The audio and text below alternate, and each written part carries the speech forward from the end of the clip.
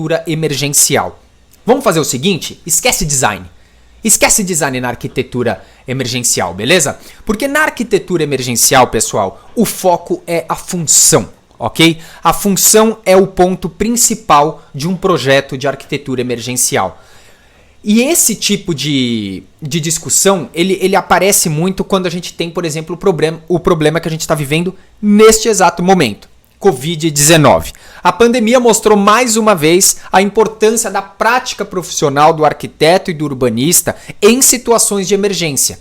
Por outro lado, não é a primeira vez que isso acontece e não vai ser a última, infelizmente. Por isso que a gente tem que sempre tentar melhorar esses pontos da arquitetura emergencial, tá? As estruturas temporárias são respostas, como eu já falei, imediatas a esses tipos de crises humanitárias. E existe uma enorme variedade das diferentes soluções para cada tipo de situação específica. Seja ela para abrigos de refugiados, estruturas efêmeras, que para quem não sabe, estrutura efêmera é uma estrutura arquitetônica, uma intervenção temporária no local. Ela tem um tempo de vida naquele local. Ela cumpre o propósito e depois ela vai embora, beleza? Então, estruturas efêmeras para desabrigados, em casos de catástrofes naturais e até crises sanitárias como essa que a gente está vivendo do Covid-19, tá bom? O grande problema nisso tudo é que por conta de diversos fatores diferentes, inclusive, eu deixei a caixa de pergunta para falar sobre arquitetura emergencial e eu recebi algumas perguntas e eu separei umas 3 delas, e a primeira eu já vou responder logo agora.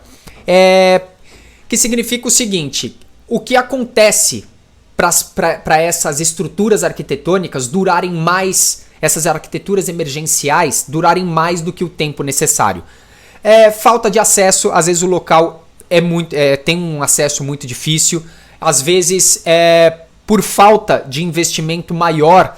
As arquiteturas emergenciais acabam tomando mais tempo no local porque cumprem com o seu papel funcional e também cobrem diversas lacunas que seria um grande problema tirá-la antes de uma estrutura final sendo feita. Por conta da falta de verba, falta de acesso, entre diversas outras coisas que vocês também podem pesquisar que engloba esse problema, as arquiteturas emergenciais, na maioria dos casos, não são tão passageiras assim.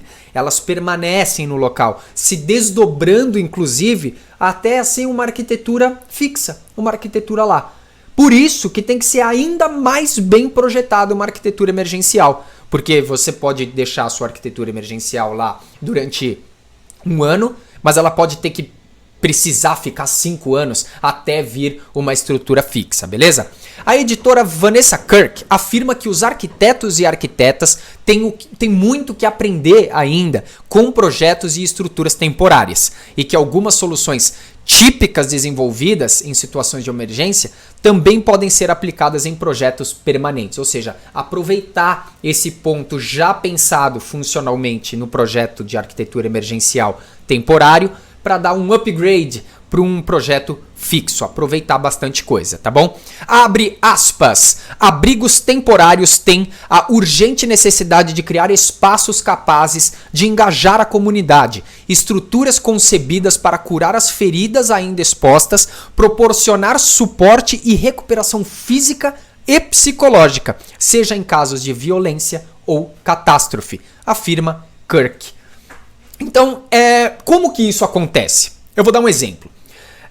Vamos separar a arquitetura emergencial de uma arquitetura efêmera. Por mais que cultura